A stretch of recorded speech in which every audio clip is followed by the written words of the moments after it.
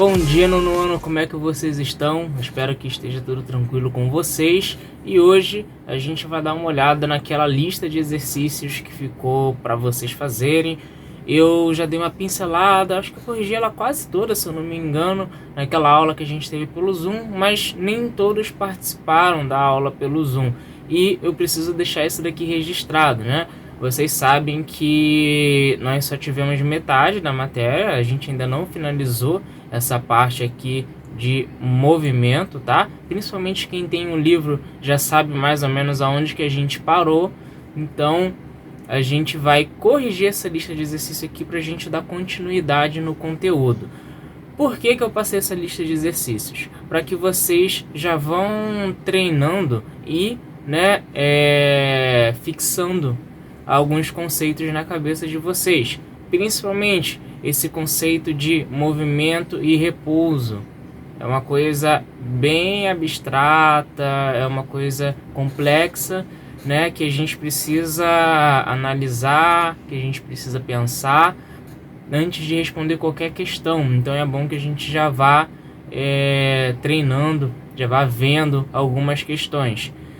Aqui na número 2 a gente tem questões de transformações de unidades de medida. É bom que vocês saibam fazer isso, porque muitas questões elas pedem isso, pedem que uma unidade de medida seja transformada em outra para que você possa aplicar uma fórmula, para que você possa resolver a questão, tá bom?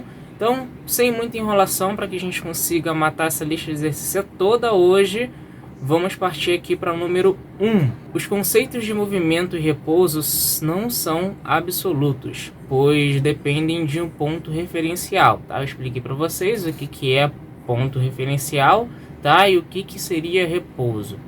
Analise a situação abaixo e aponte pelo menos um referencial para o qual o corpo está em movimento e outro para o qual o corpo está em repouso, tá? Então a situação é: dois pássaros se encontram pousados em um galho que se move ao sopro do vento. Bom, deixa eu ver se eu consigo pegar aqui na internet alguma imagem que ilustre isso. Então, gente, como vocês podem ver aí, ó, eu coloquei no que seria o meu caderno hoje, tá? Hoje eu não estou com um quadro, estou com um caderno. Por quê? Esqueci de falar no início da aula, mas é bom sempre reforçar. Toda atividade que eu passo aqui para vocês, tanto para quem está no ensino remoto, quanto para quem está no semipresencial ali no ensino híbrido, precisa ser copiada no caderno, tá? Toda atividade precisa ser copiada no caderno. Então, vocês já devem, fazer isso com os outros professores. Eu não costumo passar muita coisa para copiar durante as aulas, mas os exercícios eles precisam ser copiados no caderno, tá bom? Por que eu não passo muita coisa para copiar durante as aulas? Porque todas as minhas aulas são baseadas no livro de vocês. Então, vocês não precisam copiar o que está escrito ali, porque bem provavelmente vai estar escrito no livro de vocês. Quando não estiver escrito, eu vou falar e aí vocês copiem no caderno de vocês, tá bom? Uma outra coisa importante é que talvez algumas informações vocês precisem ali, ó, grifar no livro de vocês. Eu já falei isso e eu sempre menciono ali as informações importantes para vocês grifarem, tá? Então vamos responder essa número 1 aqui. Vamos fazer um stickerzinho aqui. Para quem não sabe, sticker é esse bonequinho de palito que ele está, ó, olhando lá para os pássaros, beleza? Então a gente tem a situação que a questão falou, né? Dois pássaros se encontram pousados em um galho que se move ao sopro do vento. Esse sticker aqui, ele vai ajudar a gente a responder a questão. Então, em que situação eles estariam em repouso? Se eu pegar como referencial um dos pássaros, por exemplo, esse primeiro pássaro aqui, o outro pássaro, por mais que o galho esteja se movendo, o outro pássaro está em repouso, tá? Mas como assim? Pensa você no ônibus, tá? Você tá lá no ônibus, tá? O ônibus balança, passa em quebra-mola, ele acelera, ele reduz a velocidade, tá? Mas vamos supor que ele esteja numa velocidade constante, por exemplo, na Via Dutra, tá? ele está ali numa velocidade constante. Se você olha para o passageiro que está do lado, ele está parado em relação a você, certo? Mas se alguém do outro lado da rua, né, assim, um outro carro que estiver numa velocidade diferente da velocidade do ônibus, ou melhor, né, uma pessoa no ponto de ônibus que te ver passar ali dentro daquele ônibus, para ela, tanto você quanto o outro passageiro estão em movimento, tá? Então aqui, ó, a primeira resposta seria o pássaro está em repouso quando nós usamos o ponto como ponto de referencial o outro pássaro, ou então até mesmo o galho, tá? Com relação ao galho, se o galho for o nosso ponto de referencial, os dois pássaros estão em repouso. Mas se eu tiver um observador aqui, ó, nosso stickerzinho, ele vai estar vendo ali os pássaros em movimento, o galho em movimento. Então ali eu tenho os dois exemplos, tá? Se eu tiver um observador, pode ser uma pessoa, como pode ser o ponto de referencial, pode ser o solo. Então, em relação ao solo, os pássaros se encontram em movimento. Em relação um ao outro, os pássaros se encontram em repouso. Em relação ao galho, os pássaros se encontram em repouso. Beleza? Então, é só escrever isso ali, tá? Que é resposta certa, tranquila. Espero que vocês estejam entendendo, ou pelo menos começando a entender essa parte aí de movimento, tá? Vamos falar um pouquinho de conversão ali de unidades de medida, depois a gente volta a falar de movimento, tá? Aqui é uma coisa que vocês viram, se não me engano, no ano passado comigo, tá? Essas conversões de unidade de medida, só que nós temos uma unidade de medida composta ali, ó, o metro por segundo, tá? Que é a unidade de medida de velocidade. A gente sabe que a distância ou deslocamento é medida em metro, tá? E o tempo é em segundos, tá? Isso daqui, distância, e aqui o segundo é o tempo, tá bom? A velocidade é o que? A velocidade é a variação do deslocamento. Então, o nosso V, velocidade média, é a variação do deslocamento sobre a variação do tempo. Logo, nós chegamos a essa unidade de medida aqui, metros por segundo. Porém, é muito comum a gente ver também uma outra, que é quilômetros por hora, tá? Eu já expliquei para vocês que se eu for passar de metros, tem um Mzinho, tá? De metros para quilômetros, basta eu fazer o quê? Vamos supor que eu tenho aqui 1000 metros, eu vou dividir por 1000, tá? E aí eu vou ter 1 quilômetro, tá? E o contrário, se eu tiver em quilômetros e quiser passar para metros, basta eu fazer o que? Multiplicar por 1000. Então, 1 quilômetro equivale, né, a multiplicação a 1000 metros. Simples assim. Já a conversão ali de tempo, né, é de 60 em 60. Então, se eu estou em segundos, primeiro eu vou ter que passar para minutos, para depois eu passar para hora, tá?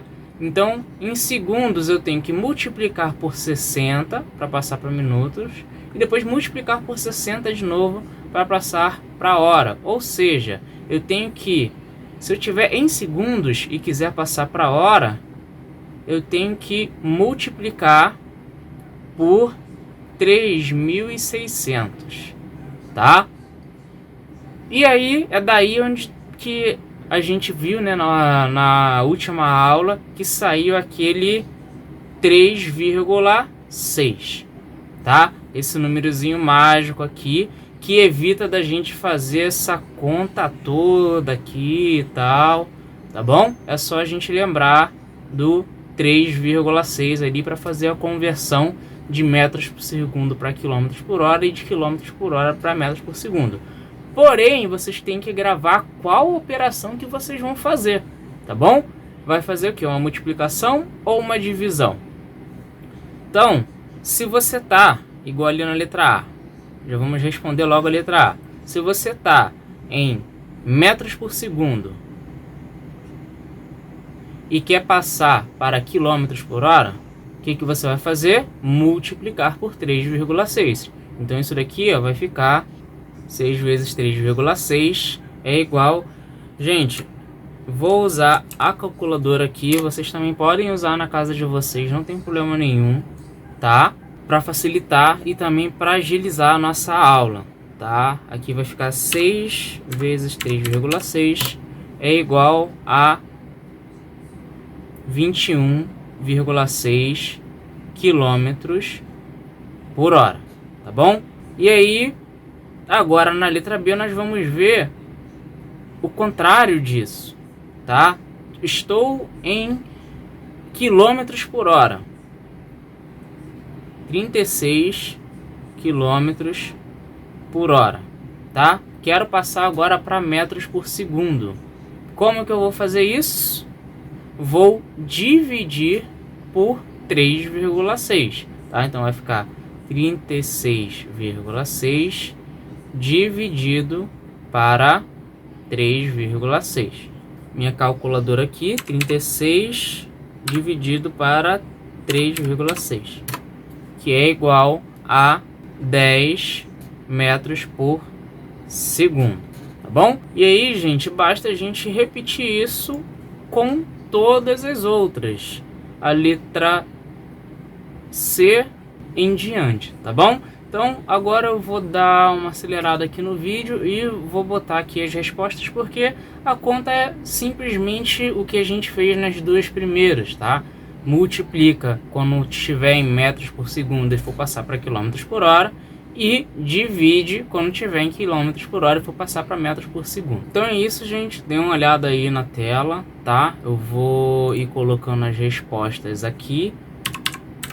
Eu basicamente só fiz, né, as multiplicações na hora que devia fazer multiplicação, né, conversão ali de metro por segundo para quilômetro por hora, e fiz as divisões na hora que era para fazer divisão, que era de quilômetro por hora para metros por segundo, tá? Não esqueçam de colocar a unidade de medida, tá, gente? Eu não vou, é claro, descontar ponto de ninguém que esquecer, mas é muito importante, principalmente para vocês que estão agora no 9º ano. Vocês podem prestar aí provas para outras escolas, né? Ou até mesmo uma escola federal, como a Cefet, como o IFRJ, ou na esfera estadual, a Faetec. Essas escolas, elas são bem exigentes, tá? Quanto às provas que elas oferecem ali para você conseguir bolsa. Então é bom que vocês aprendam do jeito mais... como é que eu posso dizer? Um jeito que não seja chato, mas um jeito mais completinho possível, tá? Sempre colocando ali as unidades de medida para que vocês consigam garantir ali uma bolsa legal, talvez no final do ano, para quem for tentar. Então beleza, gente, todas as respostas ali, a gente já pode ir para número 3, tá? Deixa eu arrastar aqui para a gente ter mais espaço. A número 3 é uma questão que volta a falar ali sobre movimento, sobre repouso, tá? Só que dessa vez um ponto de vista diferente. Vamos dar uma lida nela para a gente entender? No interior de um avião que se desloca horizontalmente, horizontal, tá? Sempre lembrar a linha do horizonte, retinho, tá? Horizontalmente em relação ao solo, com velocidade constante de 1000 km por hora. Um passageiro deixa cair um copo. Observe a ilustração a seguir, na qual estão indicando 4 pontos no piso do corredor do avião e a posição do passageiro. Então o passageiro, né, que está destacado, que está colorido, é o passageiro que a gente vai observar, é esse que vai deixar o copo cair. O copo ao cair atinge o piso do avião próximo ao ponto indicado pela seguinte letra. E aí nós temos para escolher letra P, letra Q, letra R e letra S. Uma palavra muito importante antes da gente escolher a letra, né? Duas na verdade. Primeiro, horizontal, tá? Por que horizontal? Porque se ele tivesse ali com uma inclinação em relação ao solo, esse evento aí da queda do copo provavelmente iria ocorrer de forma diferente. Então, como está horizontal, ou seja, está paralelo em relação ao solo, então, né, o nosso alfa aqui não tem nenhum ângulo, é igual a zero, então vai ter um tipo de reação ali da queda do copo. A outra palavra que é muito importante é, na verdade, são duas palavras: velocidade constante. Por que que eu separei essas palavras aqui, velocidade constante? Porque se houvesse uma alteração de velocidade, se tivesse uma aceleração, tanto positiva quanto negativa, e aí a aceleração a gente vai ver, né, nas próximas aulas, mas se tivesse ali a aceleração negativa seria uma freada, né? Também haveria uma alteração ali nos eventos, tá bom? Então, velocidade constante e horizontal, né, horizontalmente em relação ao solo, ou seja, paralelo ao solo, são as chaves para a gente responder essa questão. Por quê?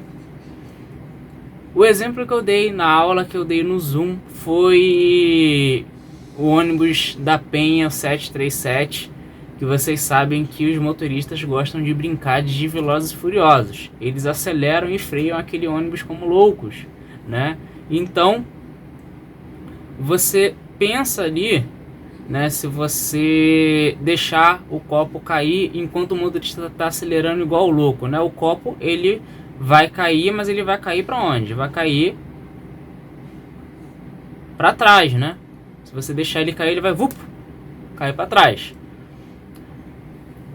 E se ele der uma brecada forte, se ele frear muito rápido e você deixar algum objeto cair, ele vai cair para frente, tá? Quem é que nunca estava no ônibus ali com a sua casquinha de sorvete, o motorista deu uma freada e foi você para frente com a casquinha, com tudo, derramou? Refrigerante acontece muito, gente, é horrível quando isso acontece. Você se molha, acaba talvez molhando os outros. Então vocês já sabem que isso acontece, né? É a física na vida real. Mas no caso, se ele tiver em velocidade constante, de novo, pensa nele na Dutra ali, sem acelerar, mantendo a mesma velocidade, o que vai acontecer? Se você deixar um objeto cair em velocidade constante, é como se ele estivesse em repouso. Lembra que eu falei que o passageiro ali do seu lado está em repouso em relação a você? Então o corpo ele estaria como se em repouso em relação a você. Na velocidade constante, se você deixar um copo cair, ele vai cair para baixo, certinho, tá?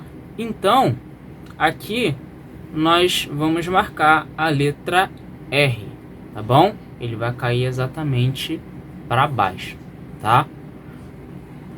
Por último, nós temos aqui a número 4, que também está falando sobre o movimento, mas de um outro ponto de vista, um terceiro ponto de vista, e esse daqui é bem interessante. A gente vai ler e vai tentar entender. Júlia está andando de bicicleta em um plano horizontal, tá? De novo, né? Ali um plano retinho, com velocidade constante, de novo a velocidade constante, quando deixa cair uma moeda. Thomas está parado na rua e vê a moeda cair. considere desprezível a resistência do ar, tá? Mais uma coisa para a gente estudar mais para frente, né? Que a resistência do ar ela influencia nesses eventos aí. Assinale a alternativa que melhor estão representando as trajetórias da moeda, como observada por Júlia e por Thomas. Então a gente já viu que se você está em movimento, né, movimento ali uma velocidade constante, e deixar cair um objeto, não vou deixar cair a minha caneta porque essa daqui quebra, tá? O que vai acontecer com ele? Ele vai cair, ó, retinho, tá bom? Mas quem está observando lá fora vai ver o movimento como? Vocês já viram alguém jogar algo pelo ônibus? Se vocês já viram, vocês com certeza observaram esse movimento aqui, ó. Deixa eu arrastar aqui a tela. Vou desenhar aqui um cubo aqui, como se fosse um ônibus. Acho que eu não estou muito bom de desenho, mas dá para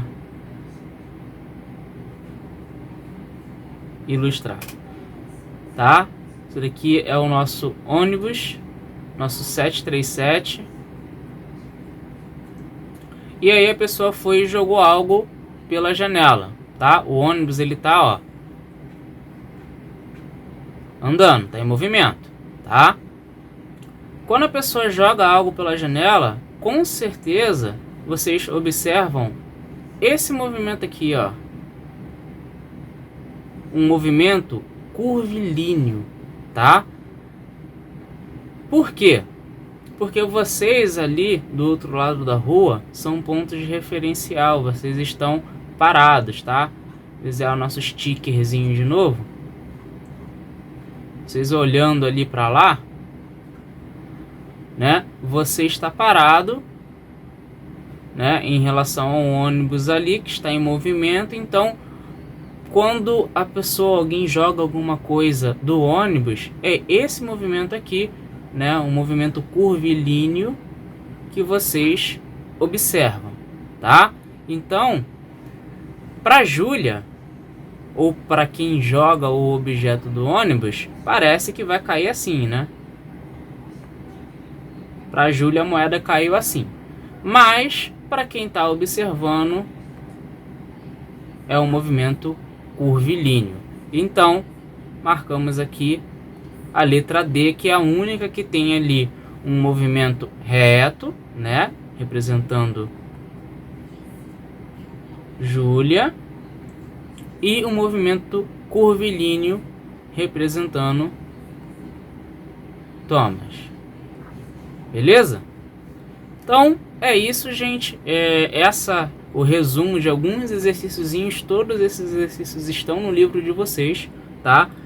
Só para a gente começar a treinar, começar a entender o conteúdo, e a partir da aula que vem a gente continua da onde a gente parou. A gente vai falar sobre velocidade média, se eu não me engano, e aceleração, para a gente finalizar essa parte de movimento, tá bom? Um abraço para todo mundo. Qualquer dúvida, sabe, pode entrar em contato pelo WhatsApp, ou então a gente se esbarra lá no corredor da escola e troca uma ideia, beleza? Um abraço para todo mundo e até a próxima aula.